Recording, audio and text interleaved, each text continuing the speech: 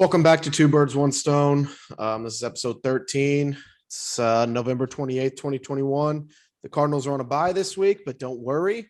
We've got the mid-season bye-week special extravaganza for everyone here at home. Welcome. Exactly. So we've got cover a few things with the Cardinals, some weird Kliff Kingsbury news. We're going to have an interview for you for later on in the show. We got Johnny Venerable from PHNX Cardinals joining us later on. But right now we'll just talk about what's going on around the league a little bit. Right now we got Rams are trailing the Packers 25-36. What did you think going into this game? Like which one would you rather win? Whatever. We kind of win either way. Yeah, I it's kind of a win-win. Going in, I was wanting the Rams to win just because seeding wise, just to give us a further edge. But as we kind of talked about before the show, I mean, it's definitely not a bad thing if the Rams lose either. I mean, right. We don't have this huge lead in the NFC West, and that's what we got to worry about first. We can't get too ahead. So yeah, I guess I'd prefer the Rams at this point.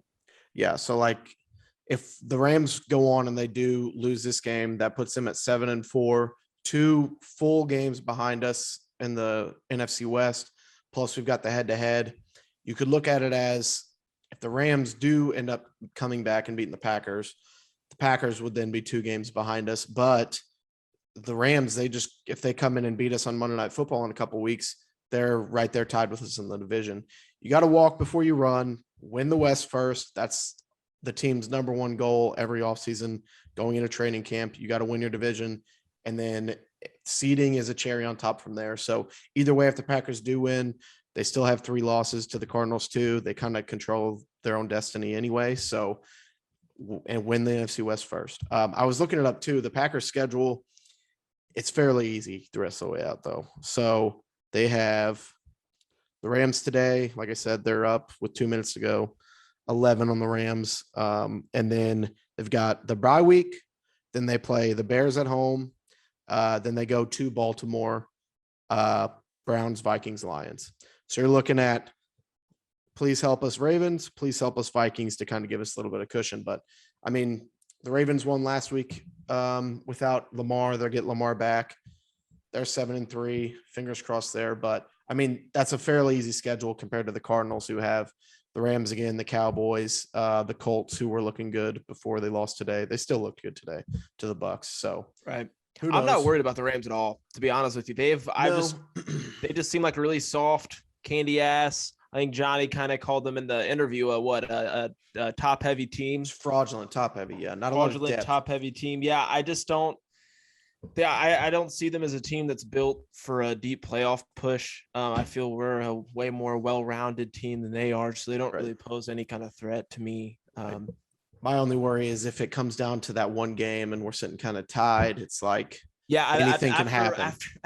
After we lose our lead in the NFC West and we get a wild card spot, I'm going to clip this and then I'm going to post it. Exactly. But like we said, they're now 7. If they lose this, there's now 1:50 left, still trailing. They have the ball, but if they do lose this game, that puts them at 7-4. They were 7-1, right? That would be the 3rd straight loss. They have not, like I said, they're just very soft up front. Their defensive front is good, obviously with Donald.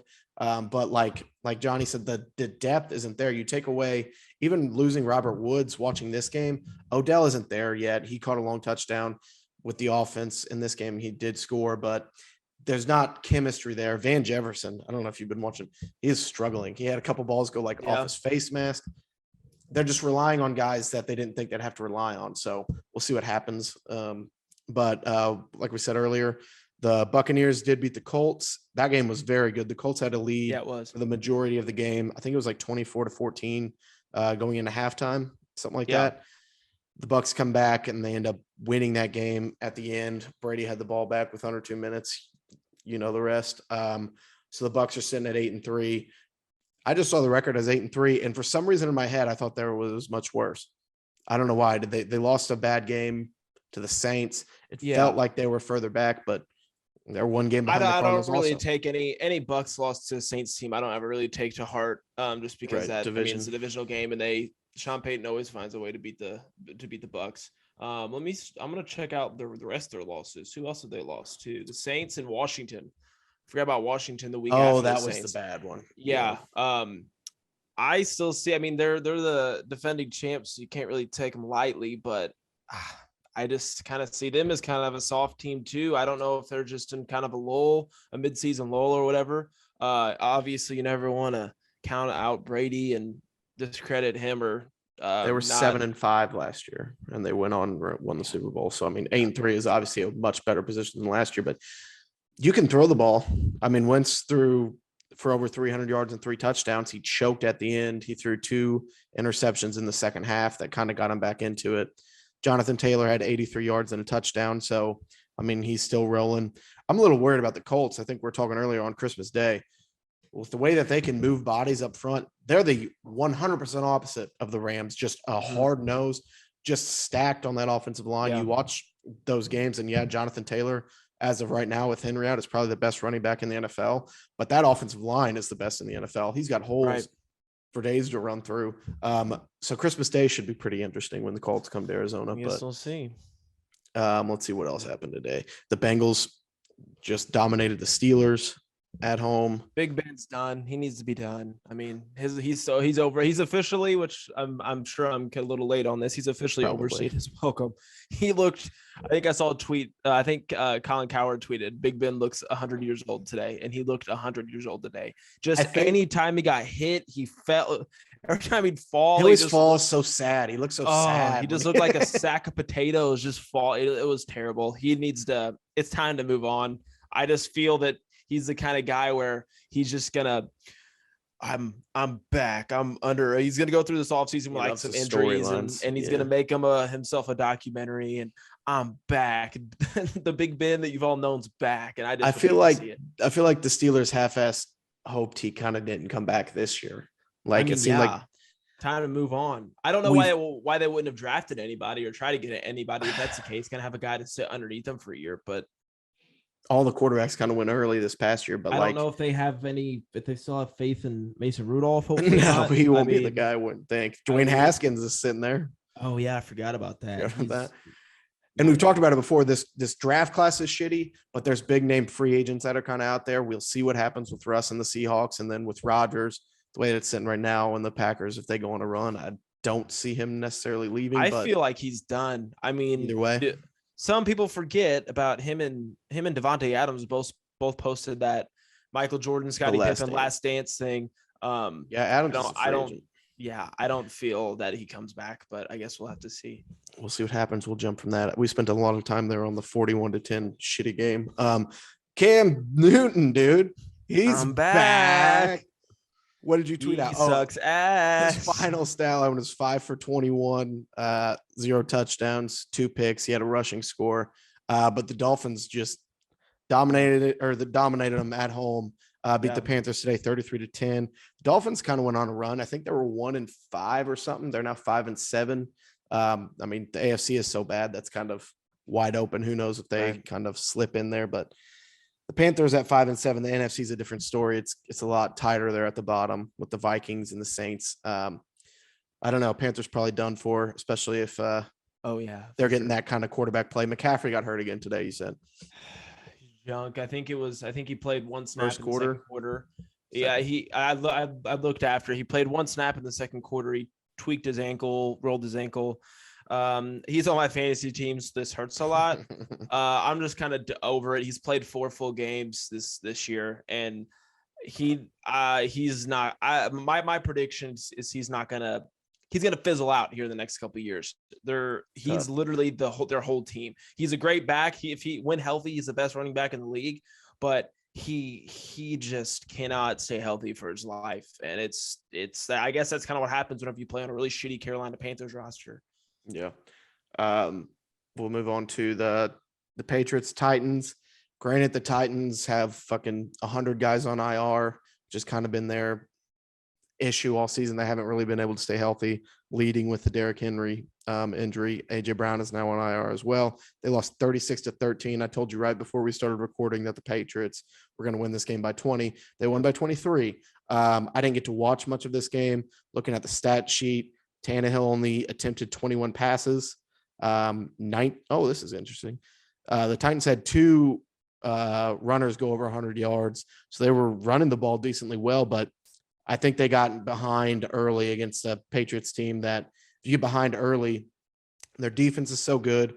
They do have a good running game, and Mac Jones is so efficient on 3rd and short, 3rd and medium that you're not going to come back on a team like that, especially on this run that they're going on. What was Tannehill's stat line? 11 of 21 for 93 yards, a pick. I knew this was going to happen. Touchdown. I knew this was going to happen. Everyone talked up Tannehill, saying how, he's made a career resurgence. He's put up numbers. I don't know why he's not talked about as a top 5, top 10 quarterback in the league. Hey man, he's right. He's Ryan Tannehill. That's what happens whenever you don't have the best running back in football standing behind you every play. I feel Tannehill was pretty play action effective, which helped him a lot just because you're so concerned with Derrick Henry running the ball. So it opens up a lot of easy passing lanes for him. Yeah. No, I'm not going to take a whole bunch away from him. He's still, he's made throws. He's played in big games. He does exactly what you want him to do. Like he's never going to carry a team. That's the end goal of what I'm trying to say is he's not a guy who's going to win an MVP. He's not a guy who's going to go out there and lead you to a Super Bowl without a Derrick Henry or someone of that caliber in the backfield. I'll say one thing to kind of defend him, even though I agree 100% with your point. The Titans' leading receiver today was named Nick Westbrook Ikine. And then after that, Cody Hollister, Dez Fitzpatrick, Mikael Pruitt. I've never heard of the majority of these guys. Jeff Swaim. They are extremely banged up. But everybody's banged up this time of the year, and how many lost by 23 dog shit receiving cores has Tom Brady taken to the Super Bowl and won Super Bowls with? So after the Titans had won those big games in a row against, I think it was the Bills, Chiefs, Colts, Rams, they had won like 4 or 5 in a row against last year's playoff teams, and since then they kind of fell off a little bit.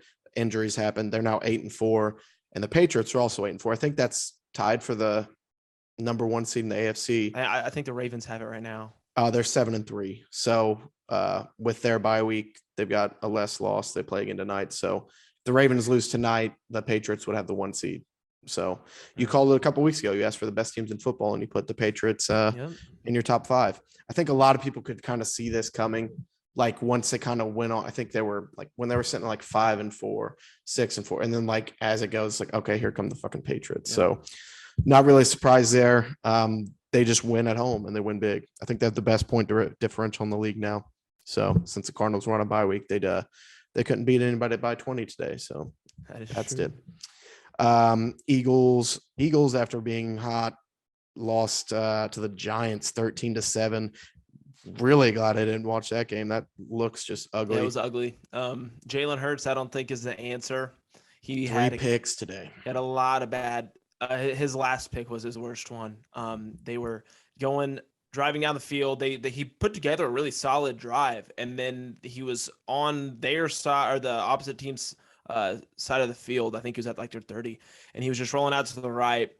It was, I think at that point it was 7-13, and he rolling out to the right, trying to make a play just into double, triple coverage and threw a pick whenever he easily could have just threw the ball out, taken the field goal, and then kind of reset a little bit. But what happened at the end there? Jalen Reagor dropped a really bad ball. I saw something on Twitter about that. Did you see that? I didn't watch the very end, no.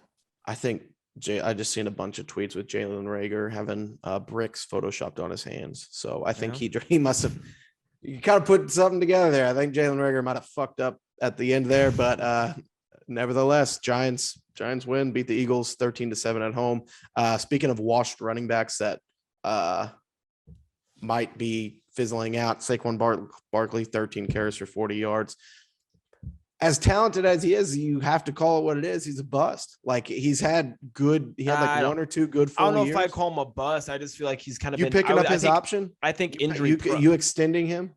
I think injury prone's more the answer, and I think he's played on a shit team for his whole career, which I mean a lot of players have to deal with that, but he just can't stay healthy. It's kind of the same thing with C-Mac. It's the same thing with C-Mac, except C-Mac got fucking paid before he started being hurt all the time. That's true. But I don't think he's a bust. I mean, people forget whenever he was That's the number at his two. best, It's not a mid-20 late round first pick on. They picked him number 2 overall. But at his best, he was the best running back in the league. At his best, if he can get healthy and if they can put a roster together and around him, I feel like you'll see him return to being the top back in the league. You don't take running backs in the first round. No, I agree. Time and time again, and you don't give running backs second contracts. And you haven't gotten. If you do take running backs in the first round, you better get 4 damn good years, and then you let them walk out the door because they don't usually have a 5 or a 6. They didn't even get the 4 good years. I don't know what you do if you're the Giants. I don't think you can extend him. Like, no, and you let him walk and you go see him play for, I don't know who, God knows who, fucking the Cardinals. They want a James Conner, Saquon Barkley 1-2 punch, or whoever he goes. If he has a resurgence, that would not look good or feel good as a Giants fan. But Giants fans never probably feel too good. Falcons beat the Jaguars. Who gives a shit? Jets beat the Texans. Who gives a shit? The Chargers suck, and that's a hand up. I've been on that. I really like the Chargers. I think on this podcast I said that they would get a top 3 seed in the AFC, and they just lost 28-13 to the Broncos, and Teddy Bridgewater went out early in this game. So I was Drew Lock. Broncos. Yeah, it's tough. Drew Lock threw a pick, of course. But the Chargers are 6-5 after starting. I think they were like 5-2 or something like that. So I think you just kind of fell in love with their jerseys, which is fine. That makes sense. That's probably exactly what happened. That's fine. They look makes so sense. beautiful. You fell in love with their jerseys. You fell in love with Herbert, who's tall and kind of handsome and looks good in the uniform, and Eckler, long hair. That's fine. But why are they losing? They have so many cool, like, I'm kind of going to give myself my own flowers and smell the roses a little bit, because I've been calling this ever since like week 3, when everyone was saying that Herbert was a top 5 quarterback in the league and the Chargers were this and that. I've been on this that they're not that good kick, and I'm really glad to see it kind of the numbers show it. I need to watch more of their games to figure out why they're bad, because it doesn't make any sense. Like, their offense, everything is there. I think they have a good offensive line. Like, their defense must just be not solid. Derwin James, though, Joey Bosa. Like, what is going on in LA? Whatever. Like the uniforms are going to waste. Like those are the best. Coach. Yeah, those are the best uniforms in the NFL by far, probably. But one thing that came out today after we got done with our interview with Johnny, kind of during these games, Oklahoma lost Lincoln Riley. Lincoln Riley went and accepted the head coaching job at USC. That leaves opening coaching job at Oklahoma. And it came out today that their leading target for that job is none other than Cardinals head coach Kliff Kingsbury. So think of that however you want to. A lot of people are saying that Kliff's agent might have put that out there because his contract is coming to an end in Arizona, maybe try and get a little more money in the bag. But kind of weird timing. It would make 0 sense for Kingsbury, a guy that's the head coach of a team that's got the best record in football. He's got his dream quarterback, as you said. Why would he ever leave to go coach at Oklahoma, who not only can't win Big 12 championships this year, they're moving to the SEC, where they're going to have tough sledding for the first few years that they're there. So it doesn't really make any sense. I tend to think it's kind of Kingsbury's agent, Eric Burkhart, kind of putting this out there. I'm sure Oklahoma is interested, but just realistically, it seems like there's 0 chance at this. Yeah, I think I saw a tweet. I'm sure Oklahoma is interested, and I'm interested in taking Margot Robbie out on a date tonight too. But no, I don't really want to talk about this that much, because I kind of discredit it as Schefter just doing dumb shit and trying to work something up. Maybe Kliff's agent has something to do with it. If so, I guess it's a smart move. But the smarter move is to win football games and go deep in the playoffs. That's what actually gets you paid. So yeah, exactly. I'm not really going to talk about that too much. And the Cardinals, they've always done he signed I believe a 4-year deal with a 5th-year option in 2019. So next year would be his last year besides the option. You go out and you have a year like this, you get paid. It happened with Ken Wisenhunt. It happened with Bruce Arians. I would be fairly certain he'll get an extension right at the end of this year, but who knows? It does kind of bode to show, like, these kind of years, not really in Kliff's case because the odds of him leaving are so small, but like Zach Ertz 1-year deal, Christian Kirk's on the last year of his contract. I think Johnny actually wrote an article about this. There's a lot of missing Chandler Jones. There's a lot of pieces that are on this team that they're expiring. So that's what makes this year so important. You're here. You've got the chance. You've got a great record. You're set up perfect to go make a run. You have to take advantage of like starts like this and seasons like this because they don't really come around very often. We saw the Kurt Warner team had really like 2 or 3 shots, probably really just 2, to be honest. And then the Carson Palmer team, they were playoffs 2014 and 15, and it falls apart. Hopefully with Kyler Murray and a younger kind of like core, it can kind of establish itself a little bit more, but you got to take advantage of these while you have them because a lot of times the pieces don't always stick around. So that's kind of negative, say, going into everyone the mid-season extravaganza. The extravaganza. Anywho, Cardinals are 9-2.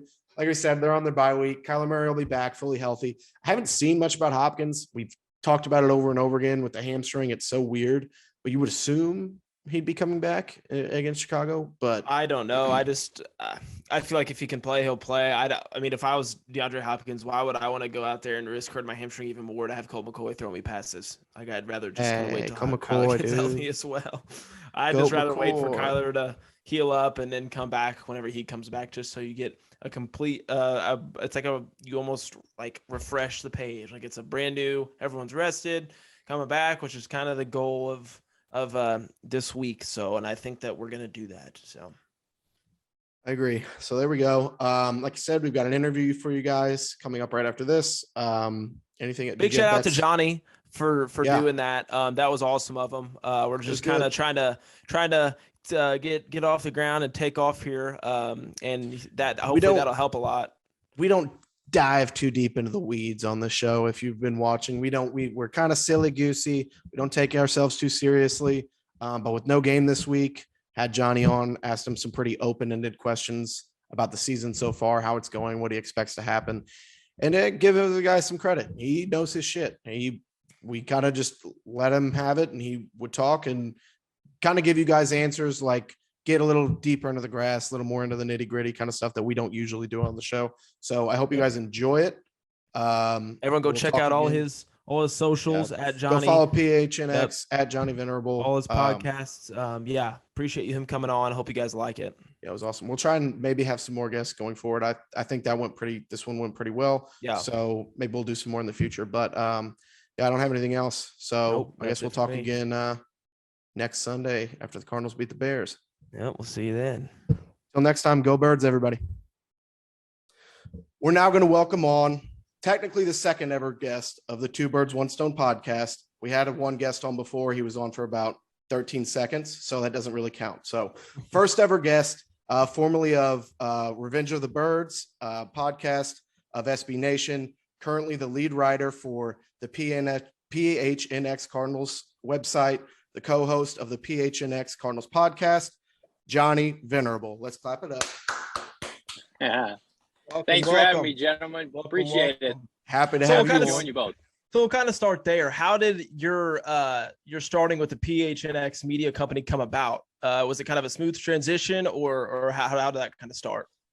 Yeah, I was working for, as you mentioned, SB Nation. I had been working there for some time, covering the Cardinals, and I got contacted by my now GM Saul Bookman over the course of the summer, saying that they were putting together a new company. I don't know if you guys are familiar with a company called DNVR, which is out of Denver, but it's an affiliate now that is spreading, of course, with PHNX in Arizona. Asked me to come on as a beat writer for the team. Talked about, a new way to give voice really to the fans. And that's what I enjoy most about the content at gophnx.com, is just the ability to give, folks a different avenue to be able to absorb content for Arizona sports. And so he sold me on that idea. So I've been with the organization since it started in August. And, thankfully it's coincided with a lot of quality sports here in Arizona. Of course, the Cardinals start down at 9-2, helps us. The Suns being as hot as they are. So we've got live content every day. I do a studio show myself, Kirsten Susel, who's super talented, And then former Arizona Cardinals second round wide receiver Frank Sanders joins us 3 times a week. And then I also, as you mentioned, we do an audio podcast twice a week. And then I write for the website. So it's a fun change of pace. SB Nation's a great company, but PHNX allows us to do something a little bit different than I think is resonate with people. Right. Yeah, it's kind of like when I DM'd you earlier. It's like there seemed like there was kind of a hole there. Like for Cardinals fans, I remember when I first kind of made my account and I was like, all right, let's get in here. I kind of want to interact with people. Being from St. Louis, there's not a whole lot of Cardinals fans around. So like, get in there, kind of talk with other Cardinals fans and just interact. And you guys kind of filled that hole there. And I know you guys are just kind of getting going, but the following, it seems like it's going well. Was like the decision a little difficult for you? I know you were with SB Nation for some time, right? Like, and to kind of jump ship there, not jump ship, but like see that opportunity as what it was and to kind of think about where that can take you compared to where you were. Was that kind of difficult for you? Yeah, it's always difficult when you leave a place where you love the people you work with. I'd done the same podcast with my buddy Blake Murphy since 2016. So that was a difficult transition, but they're still doing great Cardinal coverage there. And this just gave us a new opportunity and frankly, an opportunity that was too good to pass up. So it's funny you guys mentioned that St. Louis roots. I'm from actually Bloomington, Illinois. I thought you were, which is close to is equal distance Chicago and St. Louis. I actually grew up a diehard St. Louis Cardinal baseball fan, and then my father was a diehard baseball and football fan when the team was in St. Louis, that being the Cardinals, football Cardinals, and so that's where my fandom comes from. As I grew up in the Midwest, like you gentlemen, as an Arizona Cardinal fan. Yep, that's exactly how I got going. Dad grew up rooting for the St. Louis football Cardinals. They leave town, so it's like the Rams didn't come for 10 years or so he just stuck with them, and that's kind of how our roots go. But Garrett, did you have one more question about that? Yeah. So can you kind of dive in a little bit more? What kind of content can we like expect from your guys' show? Do you guys kind of dive into Frank's background, or is it more just current season stuff? We try to make it topical. I'm a big meat and potatoes guy, and certainly this year, them being 9-2, that being the Cardinals. I like to get down to brass tacks and talk about what fans want to talk about, right? If Kyler Murray has a great game, if the defense struggles, we're going to talk about all that. But we do incorporate, I think, better than anybody, just the fans' voice. We have a live chat that goes on all of our live shows. We incorporate questions. We try to do at least 1 to 2 mailbags per week. All of our in-studio live segments and remote, for that matter, have a live interactive chat that we embrace. At the best case scenario is that one day we can be doing this and the entire show is driven by the fans. Questions, comments. We have a rough outline of what we want to go through. And then I have an opportunity to cover the team at on site, which is a thrill for me to be able to do that for the first time. And then I provide, 3 to 4 written articles per week. And we do not try to do the stereotypical game recap. We want to be able to give, people who yearn and crave Cardinal content a different insight, something that you wouldn't be able to get anywhere else. Everybody writes the same 3 to 4 AP story game recaps, but you guys are smart. You can go look at the box score. You can watch the game itself. You know what transpired. So we're trying to take a different angle of something that's easily consumable, fan interactive. And, we're fans at the end of the day. No one has, pre-existing, obligations to push a narrative. Everything is organic. And I think that's the best part of PHNX. Yeah, exactly. Kind of like what I said too, when we were talking, like, it seems like you are really being able to be a fan first now. Like, that's what the goal is. So it's got to be going better than what you thought it would. Like you get to work with Frank, say it like a former Cardinal every day. You're in the room with him, getting to do shows with him, really getting to like pick his brain. You just did an interview with Christian freaking Kirk the other week. Like, that's got to be awesome for you to kind of really get your hands in there and do this like the right way and do it big time. Yeah, it's surreal. I grew up reading Darren Irvin, like you guys did. I grew up reading Ken Summers from the Midwest, and so to be able to do this and to consider those guys, my peers, is a thrill. But PHNX is putting us in opportunities to be able to get in exclusive places. Like, for instance, next weekend I'm traveling back to Chicago to cover the game when the Cardinals take on the Bears. Those are opportunities I cherish. I want people to know that we do not at PHNX take any of this for granted. And we feel very fortunate to be able to provide the kind of content, the coverage that we have. Yeah, that's awesome. All right, so we'll kind of dive into the season going on right now. So we're sitting at 9-2, best record in the West, best record in the conference overall. Up to this point, what has kind of like surprised you the most about this start? Yeah, I think the biggest surprise for me is Kliff Kingsbury has to be considered now on the cusp of becoming an elite NFL head coach. That's the difference, because I thought they had enough talent to go to the postseason last year.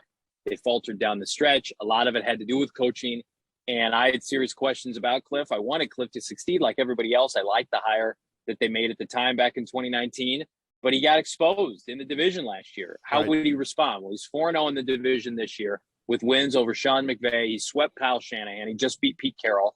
And he's winning games with backup quarterbacks. He's winning games with multiple players out for COVID or otherwise injury. And that's the sign of a great coach. And that's the biggest compliment I can give this team right now is, this team with Kliff Kingsbury and Kyler Murray at the helm has a chance for sustained success. And that's inevitably how you're going to end up with a Lombardi, is every year you're in the mix, right? The worst thing that could have happened this year is Kyler Murray has another great statistical season, but Kliff Kingsbury falters. They miss the postseason as a result. And then it's like, well, what do we do now?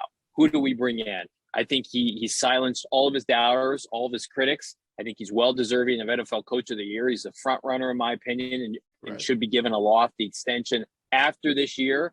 And you just, in an NFC West that historically the margin for error is so slim because everybody's got elite level talent. Everybody's got great quarterback play outside of San Francisco. You have to be great on the sideline. Your NFL head coach has to be on par with, 3 other coaches that have been Super Bowls in the NFC West. You do not feel like now you go into those games with one hand tied behind your back. You feel like Kliff Kingsbury gives you a shot every Sunday to win, and that's a great feeling. Yeah. So besides like the surprising part, but like as a fan, you're sitting back and you're watching these things, like what have you just like enjoyed the most sitting back on the couch? Like that's like, I'm glad to see that. Like that's all, you know what I'm saying? I think just the maturation process of Kyler, and then also the jump in production from the skill players. It's easy to go back last year and think, well, the Cardinals were loaded at skill players, at a top 10 offense. Well, really, it was Kyler Murray and DeAndre Hopkins playing backyard football. And then you look at this receiving core that presumably they're going to trot out against Chicago. And you've got Hopkins and a bounce back year from AJ Green. Those are your 2 outside receivers. And then underneath, you've got the most productive slot receiver in the NFL right now in Christian Kirk in a contract year, and a second-round pick in Rondale Moore. They finally hit on a receiver that looks like he's going to be a special player. And then, oh, by the way, you've got Zach Ertz, now number 86, who's just as formidable as any tight end in football when he's right. Somebody who, over a 4-year stretch prior to last season's COVID year, had averaged 800 yards plus a season and won a Super Bowl with Philadelphia. That puts them in such a advantageous position when they're not singly relying on Hopkins. And you've seen that in this 3-week absence. They can still score points. So just the plethora of weapons when Chase Edmonds comes back. I didn't even mention James Conner, and the fact that they meaning Steve Keim, perfectly allocated his funds in the offseason. He didn't go out and draft Travis Etienne or Najee Harris. He said, I'm going to pay James Conner the vet minimum. I'm going to roll with what we have. I'm going to do backfield by committee, and it's worked famously. I love what they've done from a skill player perspective because I think it's the deepest unit in the NFL. Yeah, it's all about like the excitement of that offense. And last year in his rookie year, you're coming your turn on the Cardinals to see what Kyler Murray is going to do. And now it's like, oh, James Conner's breaking out. AJ Green's, like you said, having a resurgent. There's just more meat on that bone. It's exciting to really see that offense. We haven't even talked about the defense yet, which is playing outstanding too. But Garrett, you had a follow up. So you kind of touched on all the good of the team so far. If you had to pick something out that you want improved, if we're really looking for a Super Bowl run here, what is something that you would like to see improved from here on out? They have to figure out the run defense. They don't have to be elite against the run, but they have to be better than they've been, which is a bottom 5 team against the run. And I think part of it is the scheme they play defensively is very defensive back heavy. And their pass rushers can eat when the Cardinals, of course, have a lead. And they've had a lead most of the season. Yeah. But what you've seen against Carolina and Green Bay, and even Houston to some extent, is when the offense starts slow, teams can run the ball effectively. And they can keep Kyler Murray and the offense off the field. But what you can do when you jump out to a fast start is you make teams one-dimensional. And so that, yeah, they may be getting, 4, 5, 6 yards per attempt running the football, but they can't combat a double-digit deficit in the process. Right. And so all that to say, the run defense has to be fixed. I think, again, the best way to do it is if you can implement number 25, Xavier Collins, because he is your most physical inside linebacker. I'll die on that hill. If you could somehow put Jordan Hicks's experience and football knowledge into Xavier Collins, you'd have the best of both worlds. Right. But for whatever reason, Vance Joseph, he has just this innate inability to start rookie inside linebackers. Mm-hmm. I was going to let you get into that. It's crazy.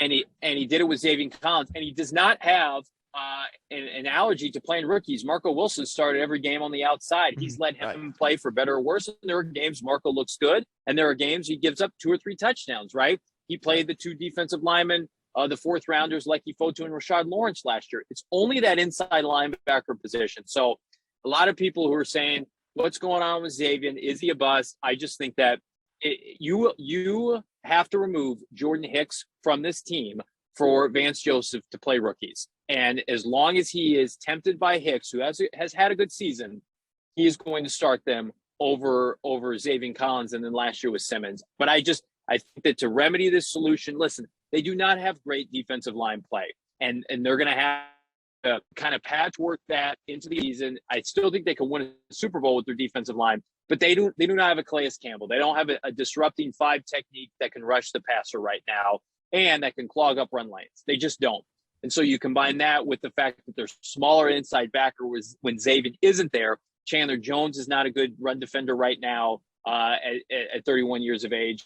That's a concern. They can fix it, but it's a concern right now.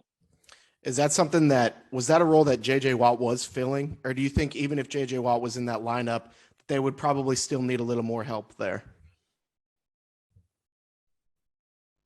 No, he was filling. If you go back to the Cleveland game, I think that was up until Houston, one of his better performances. He was in the backfield, no Chandler Jones that game. And now I know that Kareem Hunt got banged up, no Nick Chubb, but they did a nice job against the run. And then against Houston, they did a nice job against the run. Watt was helping for sure. And they may or may not get him back. I think that they will. Will he be 75, 80%? I certainly don't think he's going to be 100%. That could be a cause for concern.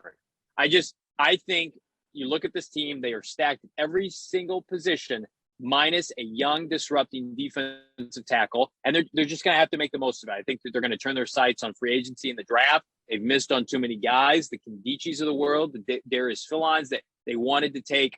Derek Brown, he got taken right before Simmons. They had interest in Quentin Williams. Keim has been thirsty for a defensive tackle from the SEC. I think that gets remedied in the offseason. But right now, Jordan Phillips, Zach Allen, these are B and C players. They can play it as A's sometimes on Sundays, but they don't have a Chris Jones, right? They don't have, an Armstead like San Francisco does. They don't have, hell, even Green Bay's got a couple formidable defensive linemen that they've taken in the first round. That's where the Cardinals are lacking right now. Yeah. Right. So all that being said, where the NFC is kind of resting now, the AFC is kind of weak, where we're at in the division, what do you expect to see the rest of the way out? Do you see them holding off the Rams and winning the West? How far do you think this team can go? Not how far do you want them to go? Do you expect them to be sitting in that NFC Championship game come late January? I talked about it this morning on our PHNX tailgate show. This is the first time, really, I think, since they've moved to Arizona, where I felt like they are the best team entering, January, December football. Even in 2015 with Palmer and company and going 13-3, I never felt like they were better than Carolina. Carolina had the MVP of the league, and then inevitably they lost to Carolina, right? Of course, in 2008, they came out of nowhere at 9-7. To me, it feels like they're the most complete team top to bottom. When Kyler Murray is healthy, no one can play on their level. They've won all their road games up until this point by double digits. I expect them to win the West. I think the Rams are flawed. They have a top-heavy roster. I think that if they lose to Green Bay today, I mean, the Cardinals can put this division on ice Monday Night Football at State Farm Stadium in about a week and a half. So, or 2 weeks, I should say. So, to me, I think that they will be in competition for the 1 seed.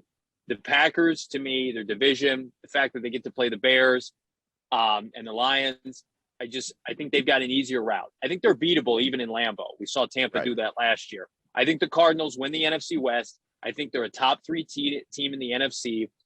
I am not worried about them going on the road because of how they performed this year. I've watched every game at State Farm Stadium. They're not a good home team right now. Whatever they need to do to remedy that, I don't know what that is, expectations otherwise, but I think they have, just as a good a shot as anybody to win the NFC en route to the Super Bowl. Will they? I don't know, but I do think they seal the division. Right now, they're 5-1 favorites to win the division via the DraftKings Sportsbook app. You'd have to put $500 down just to win $100 for them to win the NFC West, if that tells you anything.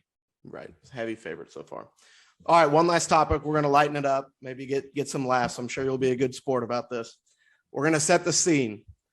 Spring of 2019. The Cardinals are the talk of the NFL world right now. Will they take Kyler Murray? Will they restart? Will they push Josh Rosen out the door? Sure. Are they going to take Nick Bosa? Not, like I said, not only Cardinals Twitter, but all on SportsCenter. That's all it's being talked about. And sometime around that spring, you tweeted out, if the Cardinals take Kyler Murray, I will delete my Twitter account. At what point before the draft did you start getting a little nervous about that tweet? Like a month later. That was in early February of 2019. And I think I was so convinced it wasn't going to happen because just taboo. You don't take quarterbacks top 10 I think we all were. That was the thing. Yeah. And it was nothing against Kyler Murray. It was an indictment of Kyler Murray. It was all about, they have Rosen. Kingsbury was brought here to coach Rosen up and to make the most of it like McVay and Goff. It was taboo. And everybody wanted to run with the narrative because of the Kingsbury video from the prior fall where he would take him first overall. But once I started hearing out of the combine that Kliff is telling people they're taking him and Kimes watching, Kyler Murray's tape in March, I wanted to believe leading up to the draft that they were trying to drum up interest from like an Oakland or somebody or the Vegas Raiders to come up for a trade up, to just trade down a couple of picks, maybe get a Quentin Williams and still get a bounty. It was clear that wasn't going to happen. And I do believe the Cardinals got phone calls and declined them. I think they butchered that with the Rosen situation just because maybe they could have gotten a little bit more had they shopped him before the draft. But I do think the NFL told them to wait on announcing any kind of decision to build up suspense. I think that was absolutely a real thing. I think there was a potential Super Bowl bid involved where, hey, if you scratch our back, we'll scratch yours from a rating standpoint. But I was firmly, a month after I tweeted that out, I was 100% knowing I would have to eat all the crow. Now I did take a poll. I changed my handle as a result. I can eat all this shit for that because in retrospect, it was such a ridiculous premise that it would happen. I was so staunchly convinced that it would not happen. And thank God that they took him. I remember watching, I went home to the Midwest, watched that draft with my dad, and he was so sick over the fact that we were going to gift Nick Bosa to San Francisco. He was all in. He's a Midwestern guy. He's like, Nick Bosa is going to be a stud. You cannot do this. This guy is undersized. And we sit here and we laugh about it now. It's like, of course, that was the right decision. Yeah, it's crazy that was the other hand of it. It's like, not only are you passing on this generational pass rusher, he's going inside of your division. But I was right there with you. I don't know how many times that we went back and forth. I would call him, be like, just stick with Rosen. Like, he's our guy. We gave him one chance. Let's give him another shot. And then you just flop back and forth. And it was like, thank God it ended up working out. We ended up making the right decision. Kyler Murray looks like he's a future MVP, and he's leading us to the best record in football right now. So I couldn't leave this interview without bringing that up because I did think it was funny, and I'm glad that you handled it like a sport. But no problem.